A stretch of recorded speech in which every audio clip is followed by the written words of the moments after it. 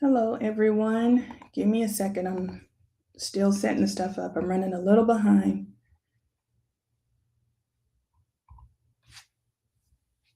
Okay, there we go. Hello, everyone. Give me a second. I'm still setting the stuff up. I'm running a little behind.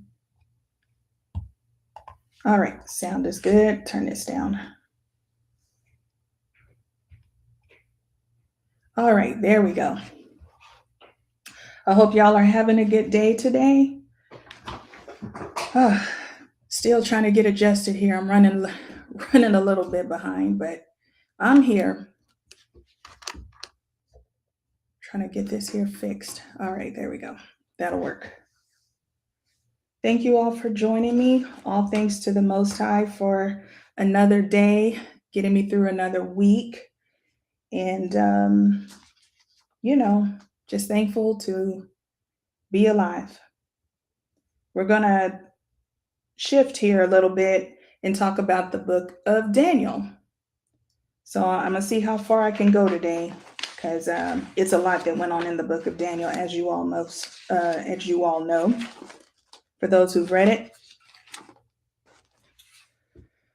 Okay, let's see.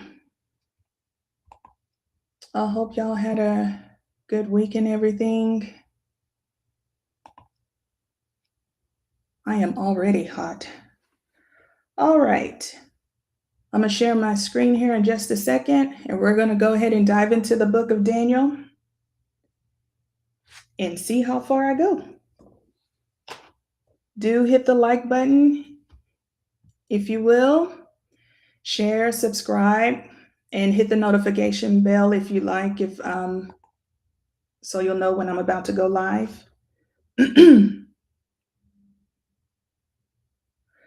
Hello, Rebecca Lynn. Thank you for joining me.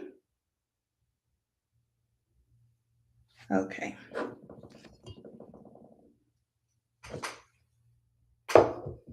Okay. Getting everything situated.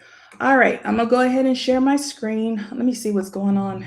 It looked like the streaming service I use has made some changes, and I don't know why. All right. We're going to get into the book of Daniel. Oh, hold on. All right. I think this is it. All right. Here we go. And I'm reading from the King James Version as usual. And I'm going to dive right in.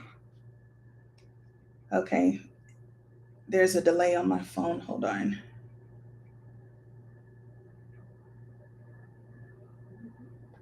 All right. There we go. All right.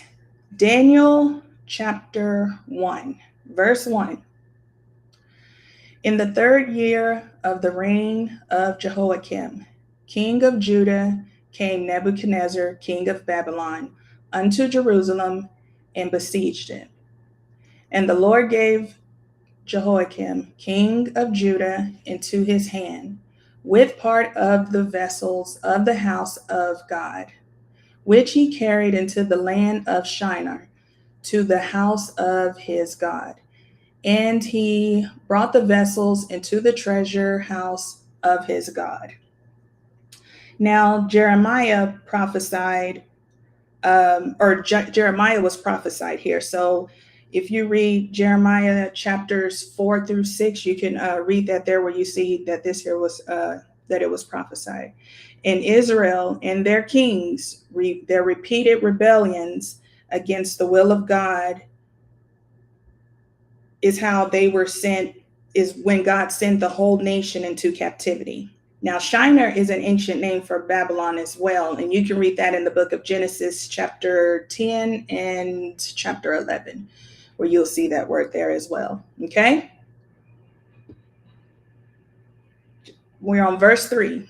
It says, And the king spake unto Ashpenaz, I think that's how you say it, the master of his eunuchs, that he should bring certain of the children of Israel and the king and of the king's seed and of the princes, children in whom was no blemish, but well favored, and skillful in all wisdom and cunning and knowledge and understanding science, and such as had ability in them to stand in the king's palace, in whom they might teach the learning and the tongue of the Chaldeans. And the king appointed them a daily provision of the king's meat and of the wine which he drank, so nourishing them 3 years. And at the end that at the end thereof they might stand before the king. Now among these were of the children of Judah Daniel, Hananiah, Mishael, and Azariah, unto whom the prince of the eunuchs gave names. For he gave unto Daniel the name of Belteshazzar. I think that's how you say it, Belteshazzar.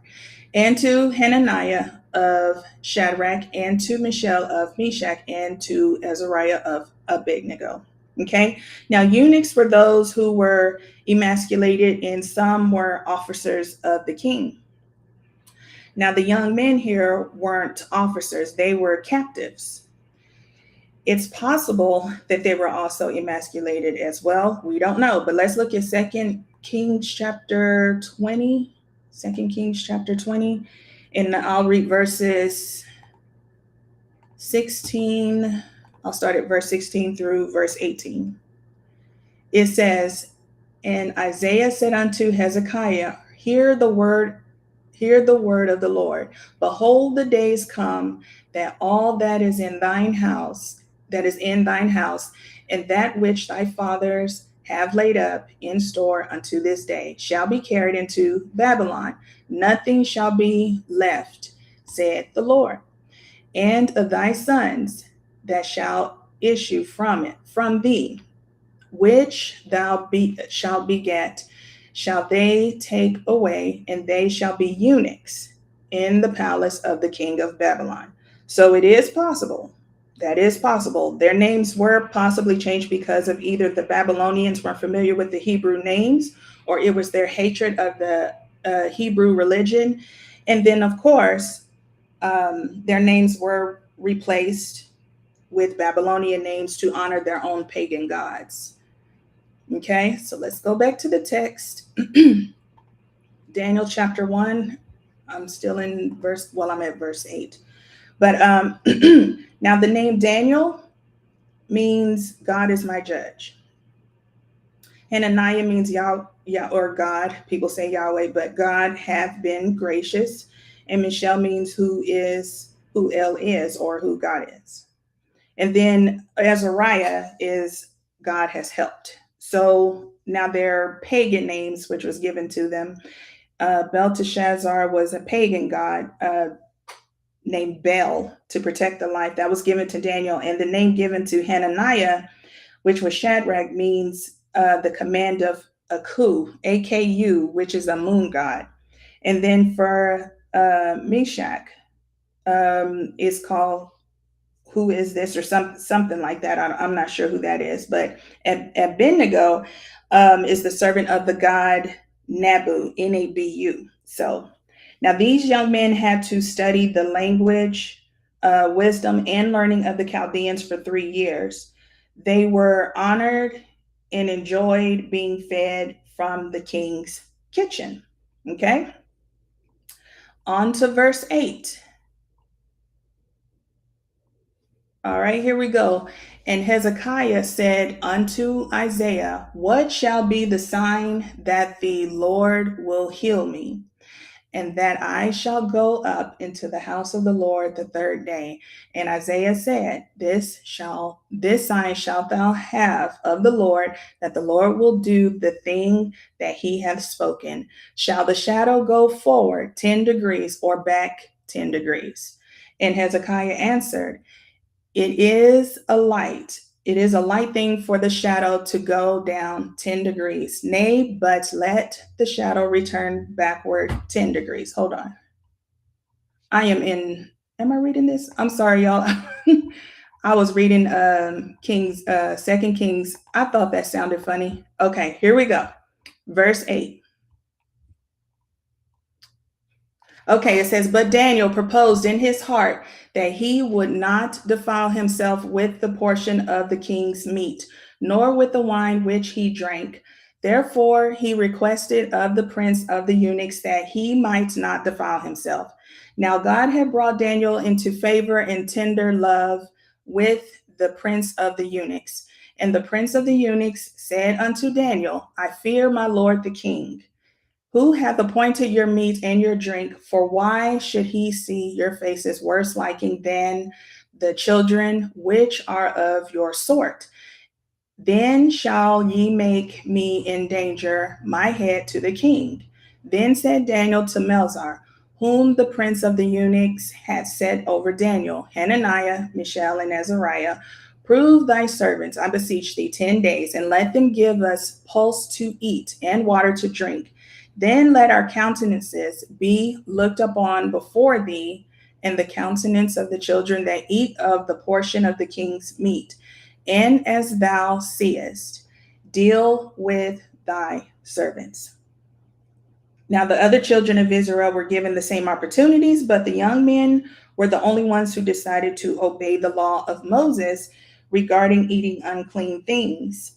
Now, they had to choose between God or being lost, like a lot of Christians do today. This is what a lot of Christians face today. Now, these four were the only ones who remained faithful. The meats cooked were dedicated to the king's pagan gods, their idols, and customs that continued to the days of the apostles. The good things that happened to the young men throughout the book of Daniel were blessings from God for their faithfulness to him. God intervened in Daniel's petition and favored him. Now, pulse, which you see here in verse 12, that was plants with seeds, and they refused to drink wine because it was detrimental and harmful, and they considered water instead of wine. And people today, still refuse to drink wine for the same reason. All right, we are on verse 14. So he consented to them in this matter and proved them 10 days. And at the end of 10 days, their countenances appeared fairer and fatter in flesh than all the children which did eat the portion of the king's meat. Thus Melzar took away the portion of their meat and the wine that they should drink, and gave them pulse. The steward granted Daniel's request. God blessed the four young men. Now, fatter in verse 14 is referred to sufficiency and prosperity through the Old Testament. And learning of the Chaldeans was studying astrology, architecture, languages, and magic, the black arts. But eating meat sacrificed to idols would have violated the law of Moses. All right, let's continue. Verse 17, and I'm going to finish out this chapter. It says, as for these four children, God gave them knowledge and skill in all learning and wisdom, and Daniel had understanding in all visions and dreams. Now, at the end of the days that the king had said he should bring them in, then the prince of the eunuchs brought them in before Nebuchadnezzar, and the king communed with them.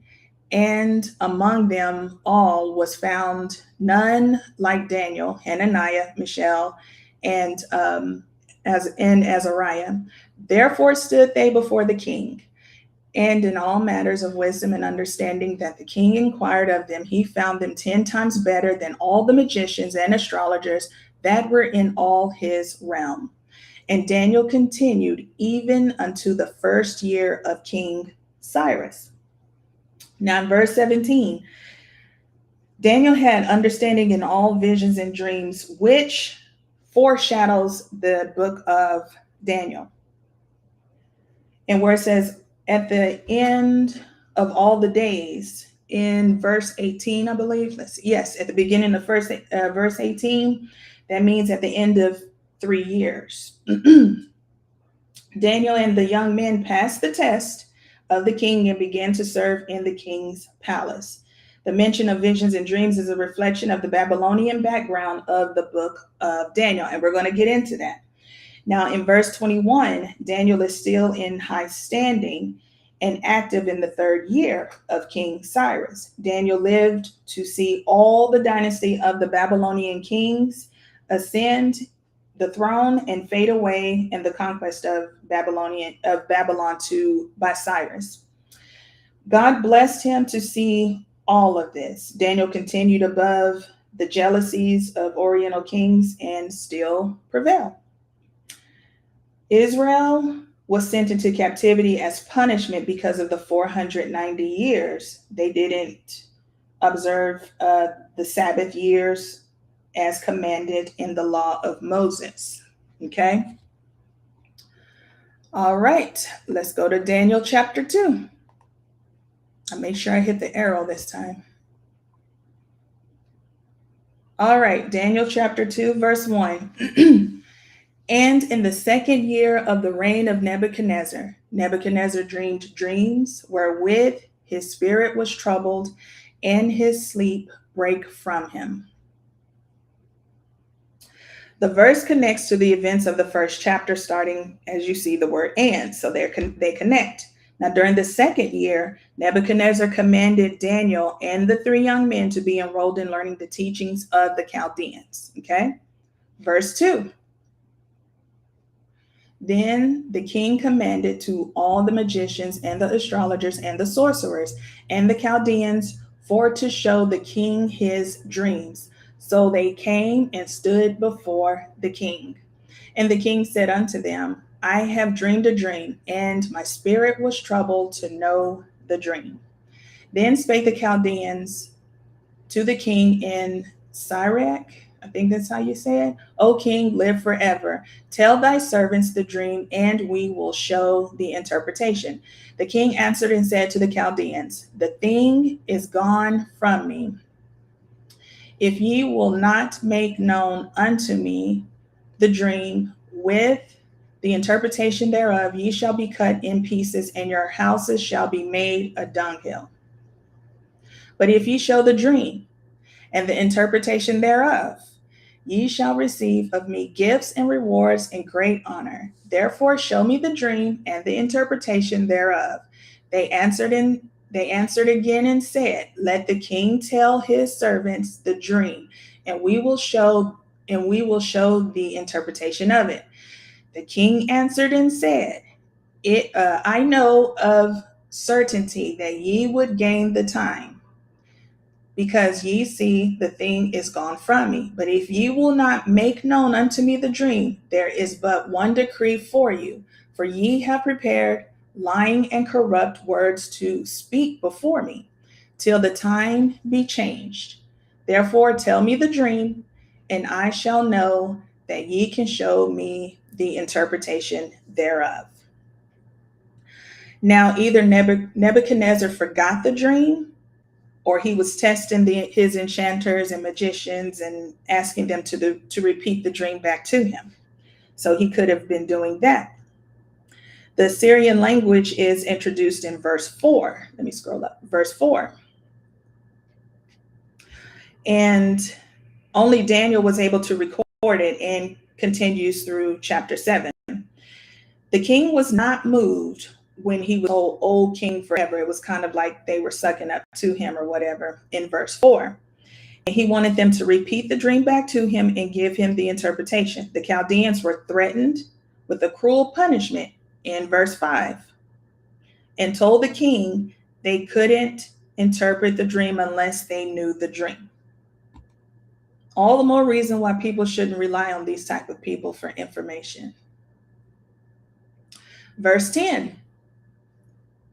Hold on. Okay, there we go.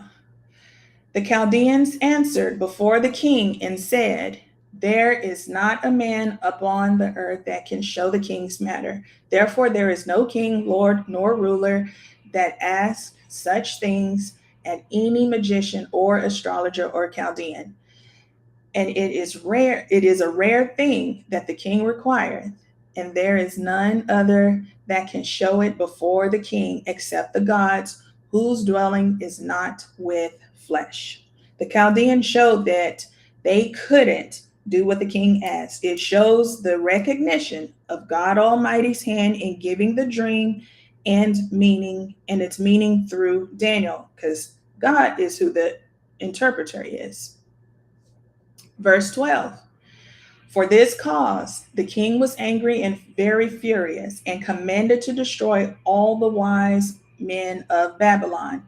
And the decree went forth that the wise men should be slain. And they sought Daniel and his fellows to be slain.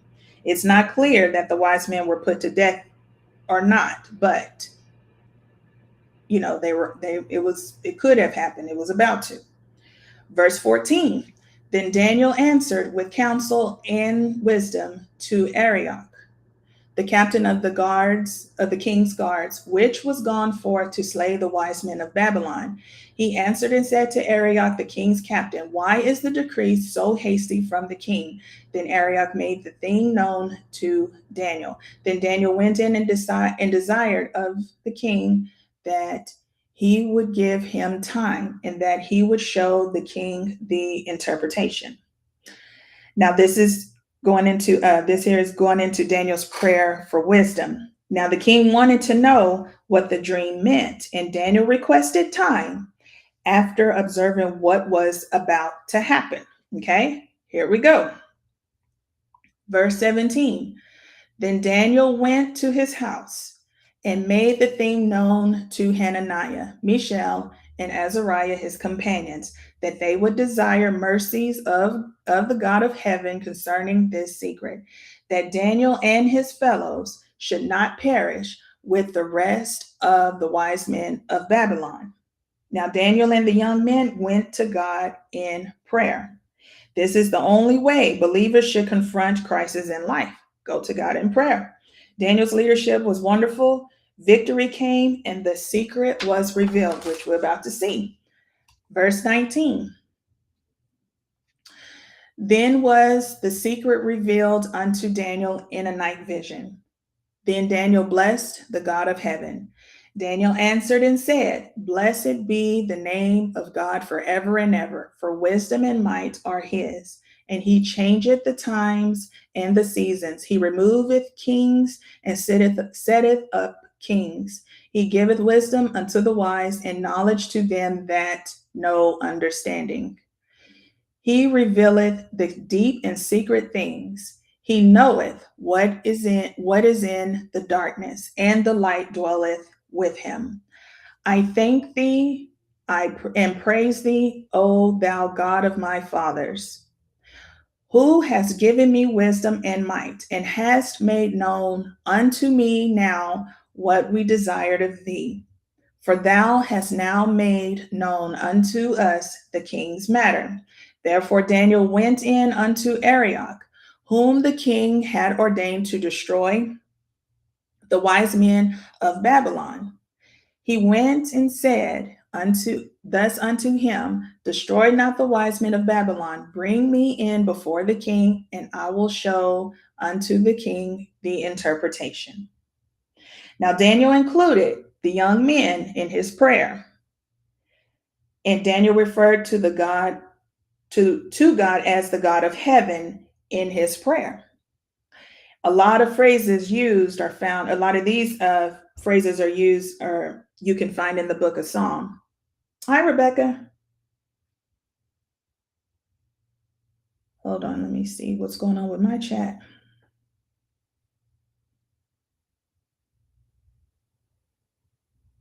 Okay, Rebecca's the only person I can see. Okay, I'm gonna leave it alone. All right. Verse 25, Daniel chapter 2, verse 25. It says, then Arioch brought in Daniel before the king in haste, and said thus unto him, I have found a man of the captives of Judah that will make known unto the king the interpretation. The king answered and said to Daniel, whose name was Belteshazzar, art thou able to make known unto me the dream which I have seen, and the interpretation thereof? Daniel answered in the presence of the king and said, the secret which the king hath demanded cannot the wise men Cannot the wise men, the astrologers, the magicians, the soothsayers show unto the king? But there is a God in heaven that revealeth secrets, and maketh known to the king Nebuchadnezzar what shall be in the latter days. Thy dream and the visions of thy head upon thy bed are these. As for thee, O king, my thoughts came into thy mind upon thy bed, what should come to pass hereafter? And he that revealeth secrets maketh known to thee what shall come to pass. But as for me, this secret is not revealed to me for any wisdom that I have more than any living, but for their sakes, that shall make known the interpretation to the king, and that thou mightest know the thoughts of thy heart. Daniel gave God the glory. Daniel affirmed that only God can reveal what the king demanded, not man. And this here was in verses 27 and 28. Now, the latter days speaks of the days of Christ's kingdom. Okay. Hold on just a second. Hi, Freedom File. Okay. Now, my phone is not showing everybody in the chat, but it is on my streaming service. So I may flip back and forth. I have my phone up here and I don't know what's going on. All right. I'm on verse 31. It says, Thou, O king, sawest and behold a great image. This great image, whose brightness was excellent, stood before thee, and the form thereof was terrible. This image's head was of fine gold, his breast and his arms of silver, his belly and his thighs of brass, his legs of iron, his feet part of iron and part of clay. Thou sawest till that a stone was cut out without hands, which smote the image upon his feet that were of iron and clay, and brake them to pieces. Then was the iron, the clay, the brass, the silver, and the gold broken to pieces together, and became like the chaff of the summer threshing floors. And the wind carried them away, that no place was found for them. And the stone that smote the image became a great mountain and filled the whole earth. Now, this is the dream that was revealed, and it was revealed to the king by Daniel. Okay. Now we're going to get into the interpretation of this dream. Verse 36. It says, This is the dream, and we will tell the interpretation thereof before the king. Thou, O king, art a king of kings, for the king of heaven hath given thee a kingdom, power, and strength, and glory. And wheresoever the children of men dwell, the beasts of the field and the fowls of the heaven hath he given into thine hand, and hath made thee ruler over them all. Thou art this head of gold. Now Nebuchadnezzar's finna get big headed. And after thee shall arise another kingdom inferior to thee, and another third kingdom of brass, which shall bear rule over all the earth. And the fourth kingdom shall be strong as iron. For as much as iron breaketh in pieces and subdueth all things, and as iron that breaketh all these, shall it break in pieces and bruise. And whereas thou sawest the feet and toes, part of potter's clay and part of iron, the kingdom shall be divided. But there shall be in it of the strength of the iron, for as much as thou sawest the iron mixed with miry clay. And as the toes of the feet were part of iron and part of clay, so the kingdom shall be partly strong and partly broken. Now, the number 4, we see that a lot here in the chapter. Now, there are four Hebrew children here. There are four classes of wise men mentioned, four metals in the image that represented the four kingdoms. Now, the first 1700 years of the Christian religion, four kingdoms represented, that was four kingdoms represented by four parts of the image. And let's get into it. Now, the kingdom of Babylon represented the head of gold. The Medo-Persian Empire, which was silver and succeeded Babylon, okay? And the worldwide kingdom of Alexander, which was the brass, and the Roman Empire, the iron married with clay. I think that's how you say it, married clay. Now this understanding dates back to the book of, for those of you who read the Apocrypha or have or may be interested, you can read more of it in Second Esdras, mainly in chapter 12, where it goes more into the different kingdoms. But the four kingdoms were like a government, but not Nebuchadnezzar as a person. So this is where he got his ego, he went on his little ego trip or whatever. But the Babylonian era, which was the head of gold. Okay. Now the Babylon was succeeded by the Medo-Persian Empire and mentioned in the book of Esther, which you can read in Esther chapter 1, verse 19. Let's go over there real quick and see what it says. Esther chapter 1.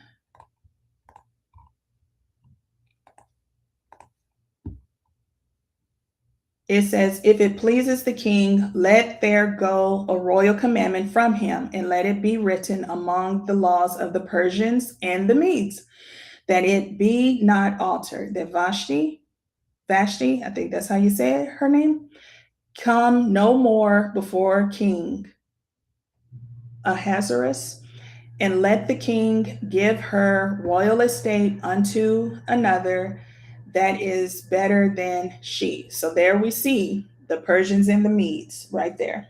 Okay, let's go back to Daniel. We're in chapter 2, and I'm on verse 43. Let me see if anyone else came in the chat, because I can't see from my phone. That is so weird. Okay. Oh, that is so weird. That is awkward. All right, verse 43, Daniel chapter 2. And whereas thou sawest iron mixed with miry clay, they shall mingle themselves with the seed of men, but they shall not cleave one to another, even as iron is not mixed with clay. And in the days of these kings shall the God of heaven set up a kingdom, which shall never be destroyed, and the kingdom shall not be left to other people, but it shall break in pieces and consume all these kingdoms, and it shall stand forever. What do y'all think that is? For as much, verse 45, for as much as thou sawest that the stone was cut out of the mountain without hands, and that it break in pieces the iron, the brass, the clay, the silver, and the gold. The great God hath made known to the king what shall come to pass hereafter, and the dream is certain, and the interpretation thereof sure. Now Babylon was a head of gold. Medo-Persia was the breast and arms of silver, which was dual authority right there.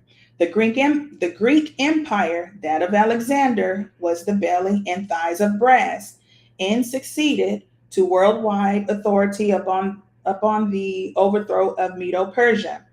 The four parts were actually two. Now, Syria and Egypt were the two thighs, okay? That's Syria and Egypt, the two thighs. The Roman Empire, legs of iron, feet of the iron mingled with clay, or iron and the miry clay. I think that's iron mingles with iron and miry clay. Getting tongue twisted. Iron cannot mix with clay. The kingdom of God, which is mentioned in verses 44 and 45 here, shall break them all in pieces and stand forever. Christianity is what destroyed the Roman Empire. Okay? The Roman Empire was the climax of of paganism. Okay? Hi, Krista. Thank you for joining me. All right, I'm going to read the rest of the chapter, verse 46. Then the king Nebuchadnezzar fell upon his face and worshiped Daniel, and commanded that they should offer an oblation and sweet odors unto him. The king answered unto Daniel and said, Of a truth, it is that your God is a God of gods and a Lord of lords and a revealer of secrets, seeing thou couldst reveal the secret. Then the king made Daniel a great man and gave him many great gifts and made him ruler over the whole province of Babylon and chief of the governors over all the wise men of Babylon. Then Daniel requested of the king, and he set Shadrach, Meshach, and Abednego over the affairs of the province of Babylon. But Daniel sat in the gate of the king. The worship on Daniel was to honor Daniel's God, who is God the Father. Okay, let's go on to Daniel chapter 3. Let me make sure I didn't miss anybody. Okay. All right, Daniel chapter 3, verse 1. Now Nebuchadnezzar, the king, made an image of gold, whose weight was 60 cubits, and the breadth thereof 6 cubits. He set it up in the palm of Dura, in the province of Babylon. Now, the previous chapter we just read, chapter 2, tells what Nebuchadnezzar's dream meant. It represented Nebuchadnezzar as being the head of gold, and he made the entire image in gold and commanded everyone to worship it. The image of Nebuchadnezzar himself. He may have thought the statue of gold was more important than what the dream meant, which pretty much seems like it. And men bowed down to it. And it was 90 feet high and 9 feet wide. An image of gold mentioned here in verse 1 may have been made of another kind of material which overlaid a precious metal. Okay. All right, let's continue and see what happens. Verse 2. Then Nebuchadnezzar, the king, sent to gather together the princes, the governors, and the captains, the judges, the treasurers, the counselors, the sheriffs, and all the rulers of the provinces to come to the dedication of the image which Nebuchadnezzar the king had set up. Then the princes, the governors, and captains, the judges, the treasurers, the counselors, the counselors, the sheriffs, and the rulers of the provinces were gathered together unto the dedication of the image that Nebuchadnezzar the king had set up, and they stood before the image that Nebuchadnezzar had set up. Then an herald cried aloud, To you it is commanded, O people, nations, and languages, that at what time ye hear the sound of the cornet, flute, harp, sackbut, psaltery, dulcimer, I think that's how you say it, and all kinds of music, ye fall down and worship the golden image that Nebuchadnezzar the king has set up. And whoso falleth not down and worshipeth shall the same hour be cast into the midst of a burning fiery furnace. Therefore, at that time, when all the people heard the sound of the cornet, flute, harp, sackbut, psaltery, and all kinds of music, all the people, the nations, and the languages fell down and worshiped the golden image that Nebuchadnezzar the king had set up. The instrumental music in the ceremonies of the pagan religions was probably one of the prime reasons why Jesus Christ didn't include it in the New Testament worship, which our Lord established. The instruments continued unto the times of the apostles. There was a repeated list of all who were called to the dedication of the image here. The 8 officers mentioned and half of the names were Persian, and Daniel published his book in the Persian period. Some of the instruments had Greek names as well. The image showed how conceited and egotistic Nebuchadnezzar was. And he's going to get it too. He's going to be punished for it. Let's continue. Verse 8. Wherefore, at that time, certain Chaldeans came near and accused the Jews. They spake and said to the king Nebuchadnezzar, O king, live forever. Thou, O king, hast made a decree that every man that shall hear the sound of the cornet, flute, harp, sackbut, psaltery, and dulcimer, and all kinds of music, shall fall down and worship the golden image. And whoso falleth not down and worshipeth, that he should be cast into the midst of a burning fiery furnace. There are certain Jews whom thou hast set over the affairs of the province of Babylon, Shadrach, Meshach, and Abednego. These men, O king, have not regarded thee. They serve not thy gods, nor worship the golden image which thou hast set up. Now Babylon hated the foreign newcomers who were honored by the king and were jealous. They accused them, but they did accuse them for not doing, worshiping the image, but at the same time they weren't lying about it because they didn't. All right, verse 13. Then Nebuchadnezzar, in his rage and fury, commanded to bring Shadrach, Meshach, and Abednego. Then they brought these men before the king. Nebuchadnezzar spake and said unto them, Is it true, O Shadrach, Meshach, and Abednego? Do not ye serve my gods, nor worship the golden image which I have set up? Now, if ye be ready, that at what time ye hear the sound of the cornet, flute, harp, sackbut, psaltery, dulcimer, and all kinds of music, ye fall down and worship the image which I have made well. But if ye worship not, ye shall be cast the same hour into the midst of a burning fiery furnace. And who is that God that shall deliver you out of my hands? Nebuchadnezzar investigated all 3 Jews before acting. The image was dedicated to himself, not to his false gods.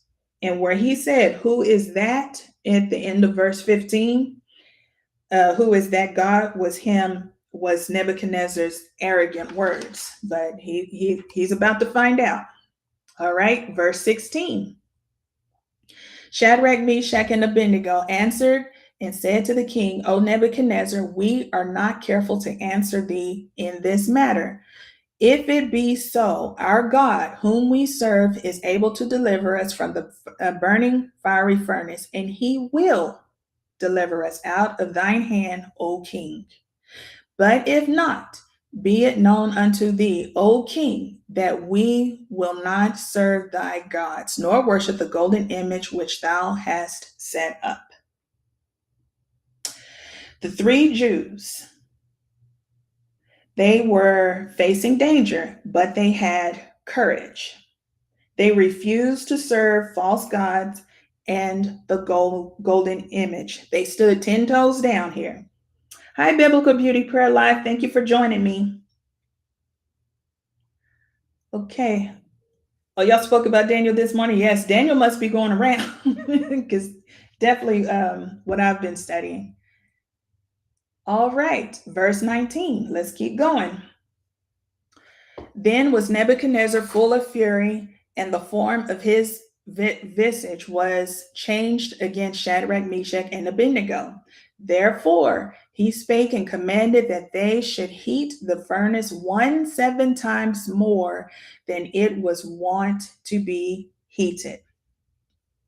And he commanded the most mighty men that were in his army to bind Shadrach, Meshach, and Abednego, and to cast them into the burning fiery furnace. Then these men were bound in their coats, their hosen, and their hats, and their garments, and were cast into the midst of the burning fiery furnace. Therefore, because the king's commandment was urgent, and the furnace exceeding hot, the flame of the fire slew those men that took up Shadrach, Meshach, and Abednego. And these three men, Shadrach, Meshach, and Abednego, fell down bound into the midst of the burning fiery furnace. Now, 7 times hotter means making it as hot as possible. The king was so mad that he didn't allow them time to for the customary stripping of their clothes, as condemned men were stripped of their clothes before their punishment. These three Jews were still in their clothes. He was mad. They were still in their clothes when they were thrown into the fiery furnace. Watch this. Verse 24. Then Nebuchadnezzar the king was astonished, and rose up in haste, and spake, and said unto his counselors, Did not we cast 3 men bound into the midst of the fire? They answered and said unto the king, True, O king. He answered and said, Lo, I see 4 men loose, walking in the midst of the fire, and they have no hurt, and the form of the 4th is like the Son of God. Then Nebuchadnezzar came near to the mouth of the burning fiery furnace, and spake and said, Shadrach, Meshach, and Abednego, ye servants of the Most High God, come forth and come hither. Then Shadrach, Meshach, and Abednego came forth of the midst of the fire, and the princes, governors, and captains, and the king's counselors, being gathered together, saw these men upon whose bodies the fire had no power, nor was an hair of their head singed, neither were their coats changed, nor the smell of fire had passed on them. Isn't that amazing? Let's go to Isaiah chapter 43.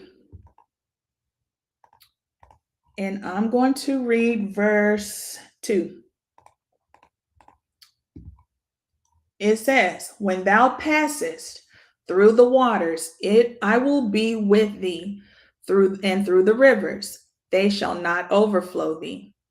When thou walkest through the fire, thou shalt not be burned, neither shall the flame kindle upon thee.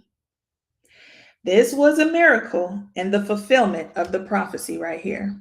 Okay. Now, the miracles attest to the truth of the word of God and confirms God's sovereignty in his creation. This deliverance showed God's sovereignty over the nation that taken Israel captive.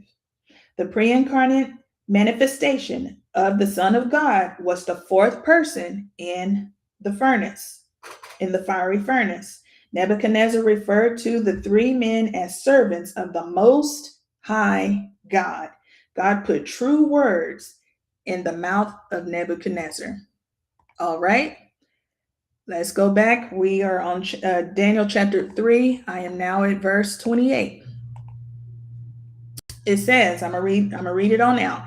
Then Nebuchadnezzar spake and said, Blessed be the God of Shadrach, Meshach, and Abednego, who hath sent his angel and delivered his servants that trusted in him, and have changed the king's word, and yielded their bodies, that they might not serve nor worship any God except their own God.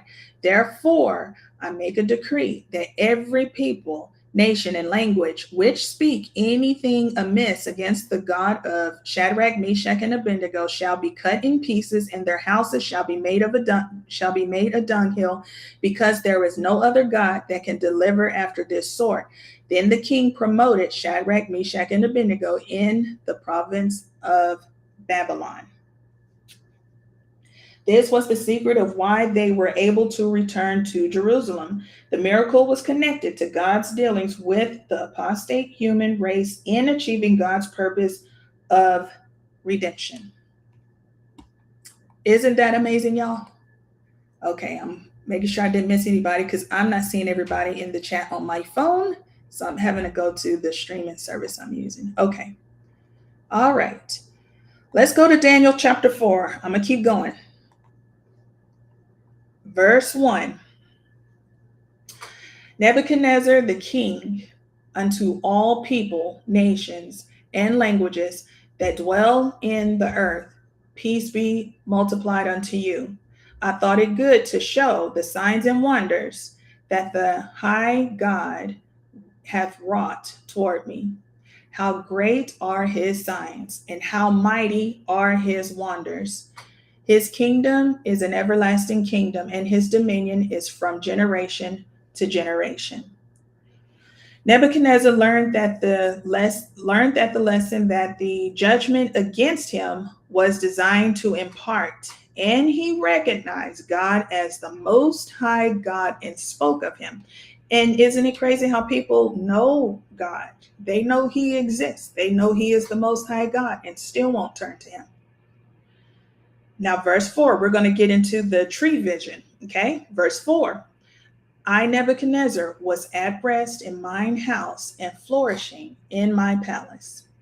I saw a dream which made me afraid, and the thoughts upon my bed and the visions of my head troubled me. Therefore made I a decree to bring in all the wise men of Babylon before me, that they might make known unto me the interpretation of the dream. Then came in the magicians, the astrologers, the Chaldeans, and the soothsayers, and I told the dream before them, but they did not make known unto me the interpretation thereof. Here we go again. Did he not get it? Of course not. They can't do it. The Chaldeans could not interpret the dream, nor the wise men. He brought them in again. Verse 8. But at the last, Daniel came in before men whose name was Belteshazzar, according to the name of my God, and in whom is the spirit of thy holy gods, of the holy gods.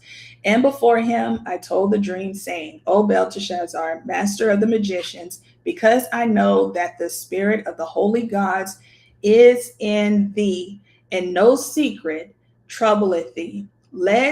Tell me the visions of my dream that I have seen, and the interpretation thereof. Thus were the visions of mine head in my bed. I saw, and behold, a tree in the midst of the earth, and the height thereof was great. The tree grew and was strong, and the height thereof reached unto heaven, and the sight thereof to the end of all the earth. The leaves thereof were fair, and the fruit thereof much, and in it was meat for all. The beasts of the field had shadow under it, and the fowls of the heaven dwelt in the boughs thereof, and all flesh was fed of it. I saw in the visions of my head upon my bed, and behold, a watcher, and a holy one came down from heaven. He cried aloud and said thus, hew down the tree and cut off his branches, shake off his leaves and scatter his fruit.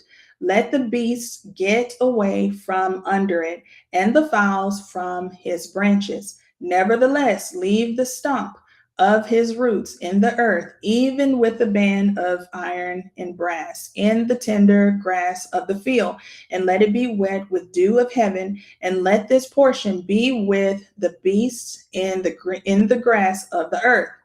Let his heart be changed from man's, and let a beast heart be given unto him, and let 7 times pass over him. This matter is by the decree of the watchers, and the demand by the word of the holy ones, to the intent that the living may know that the Most High ruleth in the kingdom of men, and giveth it to whomsoever he will, and setteth up over it in the basest of men. This dream I, King Nebuchadnezzar, have seen. Now thou, O Belteshazzar, declare the interpretation thereof, for as much as all the wise men of my kingdom are not able to make known unto me the interpretation, but thou art able, for the spirit of the holy gods is in thee. Daniel wasn't with the Chaldeans or wise men when Nebuchadnezzar told the dream. He named Daniel Belteshazzar according to his false god.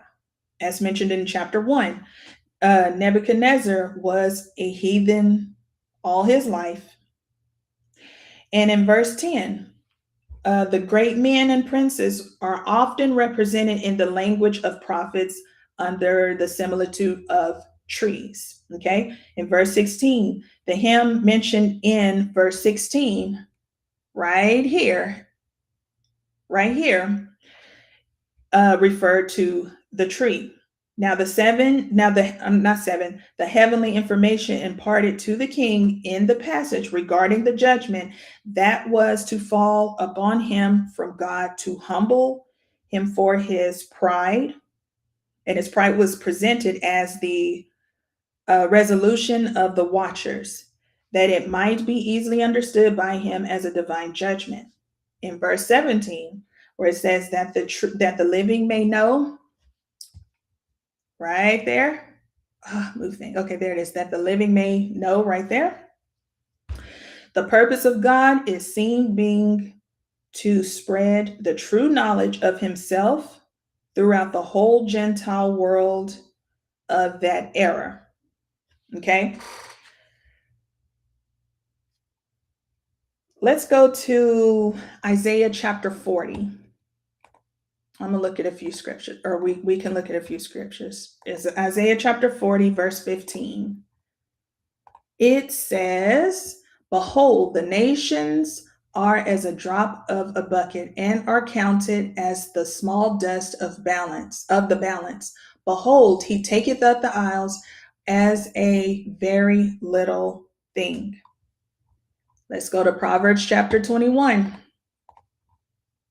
And I'm going to read verse 1. It says, the king's heart is in the hand of the Lord, as the rivers of water. He turneth it whithersoever he will. Let's go to Romans chapter 13. Romans chapter 13, and I'm going to read verse 1. It says, let every soul be subject unto the higher powers, for there is no power but of God. The powers that be are ordained of God. Let's go to Acts chapter 17. And I'm going to read verses 24 through 26. It says, God that made the world and all things therein, seeing that he is Lord of heaven and earth, dwelleth not in temples made with hands, neither is worshipped with man's hands, as though he needed anything, seeing he giveth to all life and breath in all things, and hath made of one blood all nations of men for to dwell on all the face of the earth, and hath determined the times before appointed, and the bounds of their habitation. This declares God's sovereign control over the course of human history. And the book of Daniel is like the core, of it. And it's showing a lot in the book of Daniel as well. It was only after the 7 times had passed over him that the king, Nebuchadnezzar, could appreciate the full meaning of the dream, which we're going to get into. Now let's go back to the book of Daniel. I am in chapter 4, and we're at verse 19. All right, let's keep going. It's about to get interesting, even more interesting. Then Daniel, whose name was Belteshazzar, was astonished for 1 hour, and his thoughts troubled him. The king spake and said, Belteshazzar, let not the dream or the interpretation thereof trouble thee. Belteshazzar answered and said, my lord, the dream be to them that hate thee, and the interpretation thereof to thine enemies. The tree that thou sawest, which grew and was strong, whose height reached unto heaven, and the sight thereof to all the earth, whose leaves were fair, and the fruit thereof much, and in it was meat for all, under which the beasts of the field dwelt, and upon whose branches the fowls of the heaven had their habitation. It is thou, O King, that art grown and become strong, for thy greatness is grown and reacheth unto heaven, and thy dominion to the end of the earth. And whereas the king saw a watcher and an holy one coming down from heaven, and saying, hew the tree down and destroy it, yet leave the stump of the roots thereof in the earth, even with the band of iron and brass, in the tender grass of the field, and let it be wet with the dew of heaven, and let his portion let his portion be with beasts of the field till 7 times pass over him. This is the interpretation, O King, and this is the decree of the Most High, which is come upon my Lord the King, that they shall drive thee from men, and thy dwelling shall be with the beasts of the field, and they shall make thee to eat grass as oxen, and they shall wet thee with the dew of heaven, and 7 times shall pass over thee, till thou know that the Most High ruleth in the kingdom of men, and giveth it to whomsoever he will. And whereas they command to leave the stump of the tree roots, thy kingdom shall be sure unto thee. After that thou shalt have known that the heavens do rule. Now in verses 24 and 25. Now those verses corrected the king that the source of the decree came from God, not angels. And where it says that they shall drive thee from men in verse 25, that meant the king will be deprived of his throne like the beast. This was Nebuchadnezzar's punishment. Verse 27, wherefore, O king, let my counsel be acceptable unto thee, and break off thy sins by righteousness, and thine iniquities by showing mercy to the poor, if it may be a lengthening of thy tranquility. Daniel counsels to the king that it might be delayed. Okay, verse 28. And all this came upon the king Nebuchadnezzar. At the end of 12 months, he walked in the palace of the king of the kingdom of Babylon. The king spake and said, is not this great Babylon that I have built for the house of the kingdom by the might of my power and for the honor of my majesty? While the word was in the king's mouth, there fell a voice from heaven saying, O King Nebuchadnezzar, to thee it is spoken, the kingdom is departed from thee. And they shall drive thee from men, and thy dwelling shall be with the beasts of the field. They shall make thee to eat grass as oxen, and 7 times shall pass over thee, until thou know that the Most High ruleth in the kingdom of men, and giveth it to whomever so he will. The same hour was the thing fulfilled upon Nebuchadnezzar, and he was driven from men, and did eat grass as oxen, and his body was wet with the dew of heaven, till his hairs were grown like eagle's feathers, and his nails like birds' claws. Nebuchadnezzar's pride and boastfulness led to his punishment, right here in verse 33. Okay, let's keep going. And at the end of the days, I, Nebuchadnezzar, lifted up mine eyes unto heaven, and mine understanding returned unto me, and I blessed the Most High, and I praised and honored him that liveth forever, whose dominion is an everlasting dominion, and his kingdom is from generation to generation. And all the inhabitants of the earth are reputed as nothing, and he doeth according to his will in the army of heaven and among the inhabitants of the earth, and none can stay his hand, or say unto him, What doest thou? At the same time, my reason returned unto me, and for the glory of my kingdom, mine honor and brightness returned unto me, and my counselors and my lords sought unto me, and I was established in my kingdom, and excellent majesty was added unto me. Nebuchadnezzar blessed the Most High and praised and honored him. No one can stop God. Okay. God will require an accounting of all evil and rulers of their blasphemous and wicked deeds. Verse 37. Now I, Nebuchadnezzar, praise and extol and honor the King of heaven, all whose works are truth, and his ways judgment, and those that walk in pride he is able to abase. Nebuchadnezzar praised the true God and condemned himself before the world. He learned his lesson, didn't he? All right, let's go to chapter 5 and see what else is going on. All right, Daniel chapter 5, verse 1. Belshazzar, the king, made a great feast to 1,000 of his lords and drank wine before the 1,000. Belshazzar, whilst he tasted the wine, commanded to bring the golden and silver vessels which his father Nebuchadnezzar had taken out of the temple which was in Jerusalem, that the king and his princes, his wives, and his concubines might drink therein.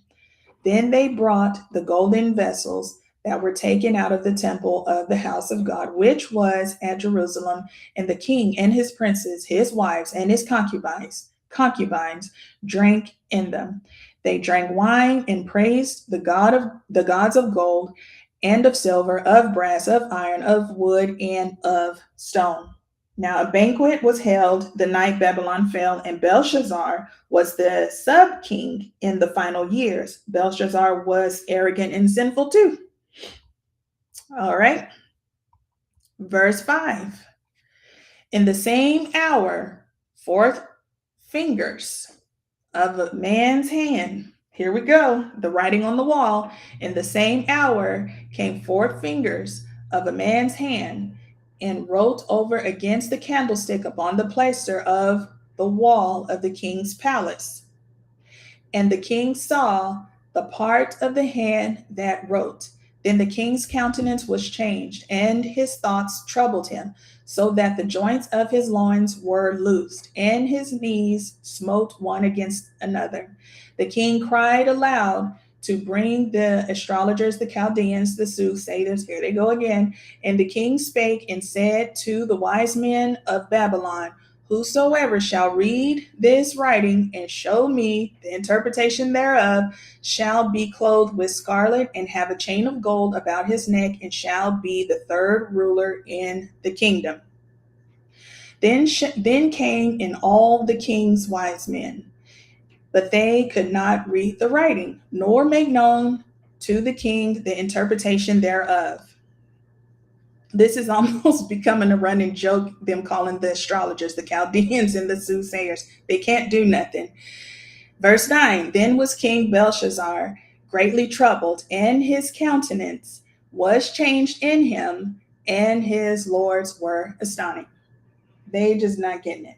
Now the 3rd ruler in the kingdom in verse 7 shows that Belshazzar was the 2nd. Belshazzar was arrogant and lustful and was praising the idol gods of silver, gold, brass, iron, wood, and stone. He insulted God, and none of the people he called knew God. Okay? Or they didn't follow God. I believe everyone knew who God was. They just refused to follow him.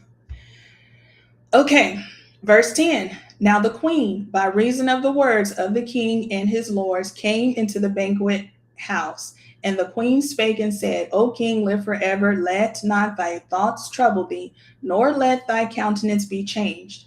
There is a man in thy kingdom in whom is the spirit of the holy gods, and in the days of thy father, light and understanding and wisdom, like the wisdom of the gods, was found in him, whom the king Nebuchadnezzar, thy father, the king, I say, thy father, made master of the magicians, astrologers, Chaldeans, and soothsayers. Forasmuch as the excellent spirit, the knowledge and understanding, interpreting of dreams, and showing of hard sentences, and dissolving of doubts, were found in the same Daniel, whom the king named Belteshazzar.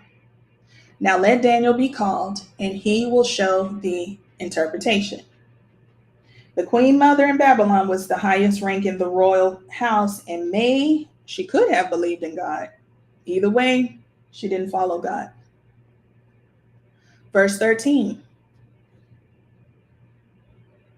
Then was Daniel brought in before the king, and the king spake and said unto Daniel, art thou that Daniel, which art of the children of the captivity of Judah, whom the king my father brought out of Jewry?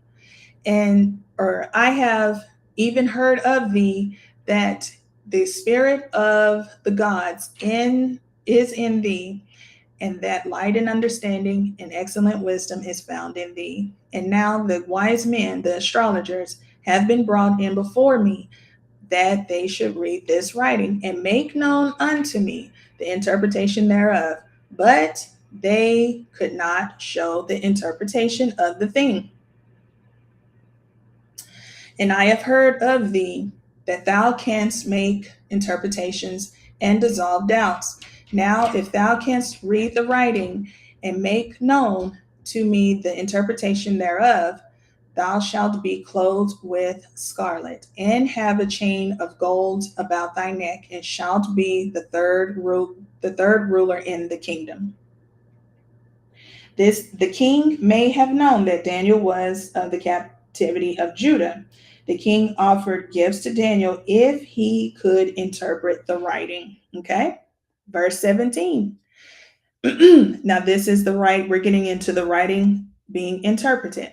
Verse 17, then Daniel answered and said before the king, let thy gifts be to thyself, and give thy rewards to another.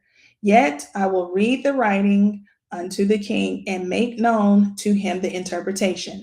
O thou king, the most high God gave Nebuchadnezzar thy father a kingdom, a majesty, and glory, and honor, and for the majesty that he gave him, all people, nations, and languages trembled and feared before him, whom he would slew, and whom he kept alive, and whom he set up, and whom he put down. But when his heart was lifted up, and his mind hardened in pride, he was disposed from his kingly throne, and they took his glory from him. And he was driven from the sons of men, and his heart was made like the beast, and his dwelling was with the wild asses. They fed him with grass like oxen, and his body was wet with the dew of heaven, till he knew that the Most High God ruled in the kingdom of men, and that he appointeth over it whomsoever he will. And thou his son, O Belshazzar, hast not humbled thine heart, though thou knewest all this, but hast lifted up himself against the Lord of heaven, and they have brought the vessels of his house before thee, and thou and thy lords, thy wives, and thy concubines have drink wine in them, and thou hast praised the gods of silver and gold, of brass, iron, wood, and stone, which see not, nor hear, nor know. And the God in whose hand thy breath is, and whose are all thy ways, hast thou not glorified? Then was the part of the hand sent from him, and this writing was written. Daniel rejected the king's gifts, but he accepted them later, which we'll read. He told Belshazzar what happened to Nebuchadnezzar for having a hardened heart and being full of pride. Okay, verse 25. And this is the writing that was written, many tekel upharsin. I think that's how you say it. Upharsin. This is the interpretation of the thing many. God hath numbered thy kingdom and finished it. Tekel, thou art weighed in the balances and art found wanting. Paris. Now notice Paris is not up there in verse 25. Paris, thy kingdom is divided and given to the Medes and Persians. Daniel read Paris in the stead of Upharsin. The U in Aramaic is a connective like the word and. You say one word and then the next, because the two words on each side, connect, bring them together like that. And the PH is in aspiration of P. So I guess Upharsin, to accommodate the preceding vowel sound. Now, many was repeated for emphasis. I think that's how you say it. Many, mene. The Babylonian kingdom would be turned over to the Medes and Persians. Now, no Median empire was developed between Babylon and the Greeks. The Greek Empire was the third world kingdom identified with the message, okay, in Daniel chapter 2, not with the fourth kingdom. In the third world kingdom, not the fourth. The three words may be reduced as numbered, weighed, divided, numbered, weighed, smashed, or counted, weighed, and divided, okay? Verse 29.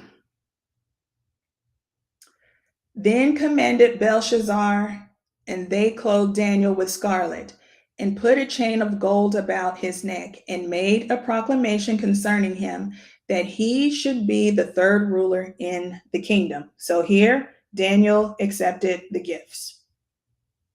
And I'm going to read the last two verses. In that night was Belshazzar, the king of the Chaldeans, slain, and Darius the Median took the kingdom, being about 62 years old. Darius the Mede took the kingdom for the Medo-Persians. Another name for Darius may be Cyrus, as many ancient kings had more than one name at that time. Okay. All right. I'm going to do one more chapter. We'll do chapter 6 and then I'm going to wrap it up. Yeah, we'll do chapter 6 and then that will be all. I'm breaking this up into two parts. So the last 6 chapters of the book of Daniel, we'll go through the different kingdoms and we'll see how it connects to what I, at the end of chapter 5, okay? All right, as far as the kingdoms. Chapter 6, Daniel chapter 6, verse 1. It pleased Darius to set over the kingdom 120 princes, which should be over the whole kingdom, and over these 3 presidents, of whom Daniel was first, that the princes might give accounts unto them, and the king should have no damage. Then this Daniel was preferred above the presidents and princes, because an excellent spirit was in him, and the king thought to set him over the whole realm. Daniel was popular, and Darius considered him as a prime minister over his whole realm. Daniel's peers became envious and jealous when they heard about it, and which happens all the time. Verse 4, then the presidents and princes sought to find occasion against Daniel concerning the kingdom, but they could find none occasion nor fault. For as much as he was faithful, neither was there any error or fault found in him. Then said these men, we shall not find any occasion against this Daniel, except we find it against him concerning the law of his God. Then these presidents and princes assembled together to the king and said thus unto him, King Darius, live forever. All the presidents of the kingdom, the governors and the princes, the counselors and the captains have consulted together to establish a royal statute and to make a firm decree that whosoever shall ask a petition of any God or man for 30 days, save of thee, O king, he shall be cast into the den of lions. Now, O king, establish the decree and sign the writing, that it be not changed according to the law of the Medes and Persians, which altereth not. Wherefore King Darius signed the writing and the decree. This was a plot. This here was a plot against Daniel to destroy him. The presidents of the kingdom came together without Daniel, nor was Daniel consulted of the decree.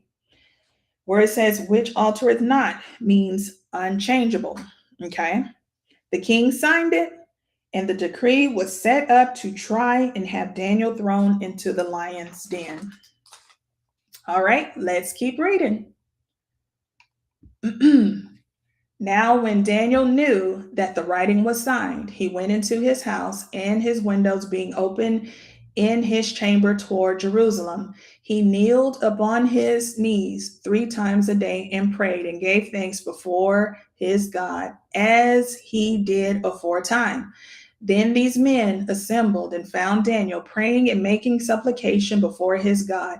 Then they came near and spake before the king concerning the king's decree. Hast thou not signed a decree that every man that shall ask a petition of any God or man within 30 days, save the king, O king, shall be cast into the den of lions? The king answered and said, the thing is true according to the law of the Medes and Persians, which altereth not. Then answered they and said before the king that Daniel, which is of the children of the captivity of Judah, regardeth not thee, O king, nor the decree that thou hast signed, but maketh his petition 3 times a day. Then the king, when he heard these words, was sore displeased with himself, and he set his heart on Daniel to deliver him, and he labored till the going down of the sun to deliver him. Then these men assembled unto the king and said unto the king, know, O king, that the law of the Medes and Persians is that no decree nor statute which the king establisheth may be changed. Daniel prayed when he learned the decree was signed anyway. The men saw it and told the king. What the people who were against Daniel did, that was a calculated move that they did. The king Darius was unaware of their hatred towards Daniel, and the men overlooked God's will. Daniel remained faithful and opened the windows toward Jerusalem, not Babylon, but Jerusalem, where the word of God came. Verse 16. Oops. There we go. Then the king commanded, and they brought Daniel and cast him into the den of lions. Now the king spake and said unto Daniel, thy God whom thou servest continually, he will deliver thee. And a stone was brought and laid upon the mouth of the den. And the king sealed it with his own signet and with the signet of his lords, that the purpose might not be changed concerning Daniel. Then the king went to his palace and passed the night fasting. Neither were instruments of music brought before him, and his sleep went from him. Now, this is where Daniel is going to get cast into the lion's den. Now, King Darius felt guilty for signing the decree and what he done. Casted Daniel into the lion's den, and he couldn't keep sleep and refused the usual treatment and entertainment and all of that stuff that he usually did. Verse 19. Watch this. Verse 19.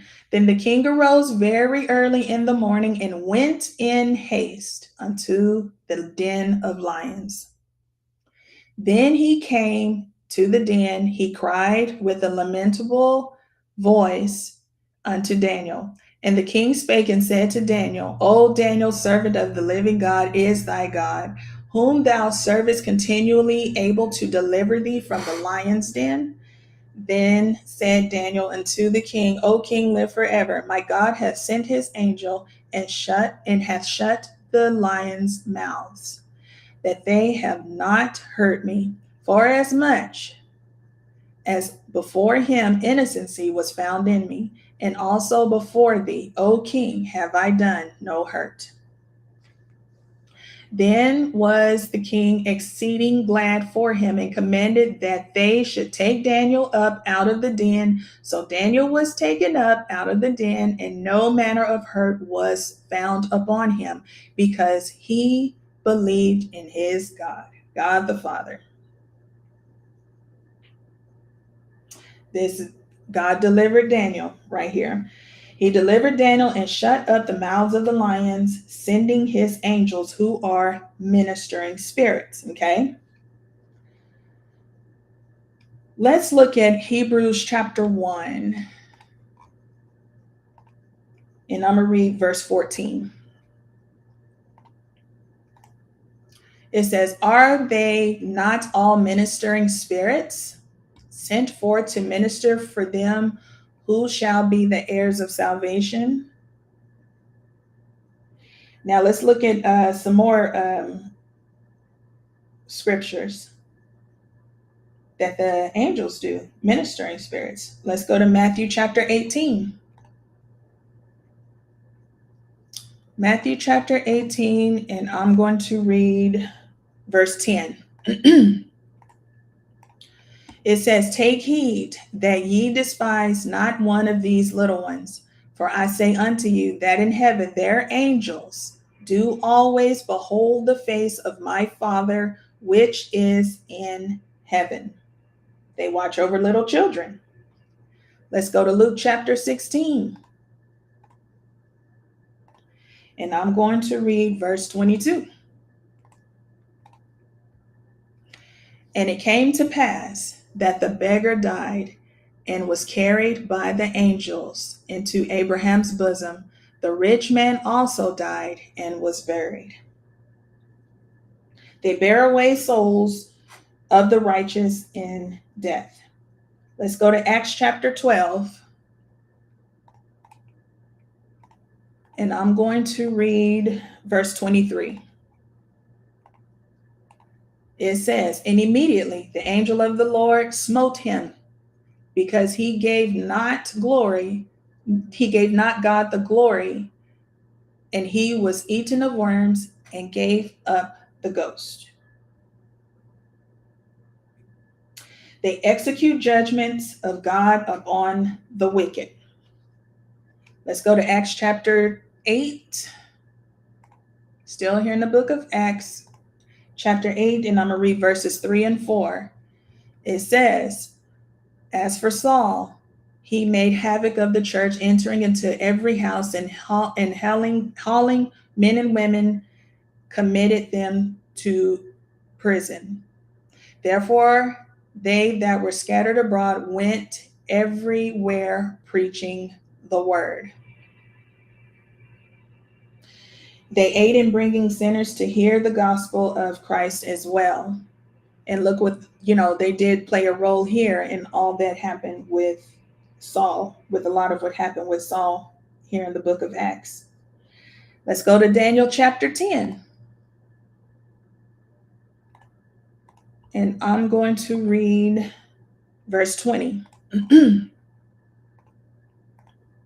It says, Then said he, Knowest thou wherefore I come unto thee? And now will I return to fight with the prince of Persia. And when I am gone forth, lo, the prince of Grecia shall come.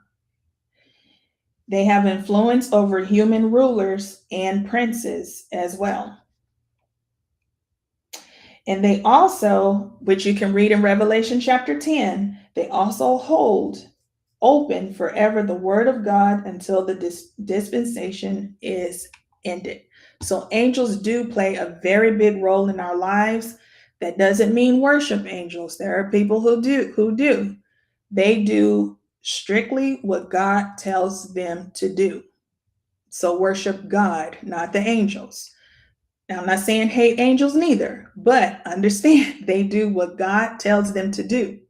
And for example, like what I read about the king who was smote in Acts chapter 12, the judgment on him was executed. When God tells them go execute, guess what they're going to do? They're going to go and do it because God commanded them. They do what God tells them to do, not us. Okay? Let's see. 7, forgiveness. Thank you for joining me. Hello, Bucket88. Thank you for joining me. Let me see. Make sure because for some reason my phone doesn't show everybody. So I want to make sure I didn't skip anybody. And then we're going to continue. Okay. All right. We're back in the we're in Daniel on chapter 6. And I'm almost done. We're on verse 24. Okay. It says, and the king commanded, and they brought those men which had accused Daniel, and they cast them into the den of lions, them, their children, and their wives. And the lions had the mastery of them, and break all their bones in pieces, or ever they came at the bottom of the den. The men who accused Daniel were thrown into the lion's den and their families. The king knew that God saved Daniel. Right? I'm going to read the last 4 verses and I'm gonna wrap it up. It says, verse 25, then King Darius wrote unto all people, nations, and languages that dwell in all the earth, peace be multiplied unto you. I make a decree that in every dominion of my kingdom men tremble and fear before the God of Daniel, for he is the living God and steadfast forever, and his kingdom that which shall not be destroyed, and his dominion shall be even unto the end. He delivereth and rescueth, and he worketh signs and wonders in heaven and in earth. Who hath delivered Daniel from the power of the lions? So this Daniel prospered in the reign of Darius and in the reign of Cyrus the Persian. King Darius made a decree concerning God. He accepted God as the greatest of all gods, but not as the one and only true God. The encouragement and protection of God's people is more than God's intervention to bring the full achievement of his purpose of redemption for mankind.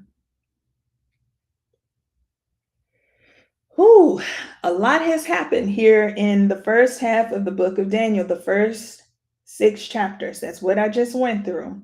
So we talked about Nebuchadnezzar. We talked about Daniel and the 3 men, the 4 Hebrews who pleased God. We went into Nebuchadnezzar's dream, the golden image, and his punishment. And Daniel being the only one able to, because of God, only one who could interpret the dream and tell the dream back to Nebuchadnezzar. We talked about the writings on the wall and what they meant. I encourage you to go research it for yourself if you like. If you're interested in understanding the 4 different kingdoms that were mentioned, like I say, you can read the 2nd book of Esdras. If you read the Apocrypha, that is, totally optional. I know some people don't read it, but it talks more about, it goes into the kingdoms as well, especially in chapter 12. Feel free to do that if you like. I'm still studying the book of Daniel even now. So, but chapter 7 through 12, which we'll do in part 2, I'll finish it out then. Daniel is going to be having visions. We're going to get into the beasts and the horns and everything in the other kingdoms. So we're going to get into that in the next live stream, Lord willing. Okay. All right. Let's see. I did something. There I go clicking everything. There we go. All right. Thank you all again for joining me. Let's see. Oh, thank you. All glory and honor to God. I talk to the Holy Spirit in my head quite often when I'm going live because I do need help. So, but yeah, we're going to continue. And of course, we're going to get back into the book of Romans as well. Going to keep that going, go all the way through Revelation. So, yeah, we're going to keep this going, y'all. I thank you all again for joining me. Do hit the like button if you will, share, subscribe, and if you would like to know when I'll be going live, do hit the notification bell. And until next time, you all have a wonderful day. Stay safe, stay in prayer, and we're going to keep fighting this good fight as Christians. All right, y'all have a wonderful day, and I will see you all next time. Thank you again for joining me. Bye, y'all.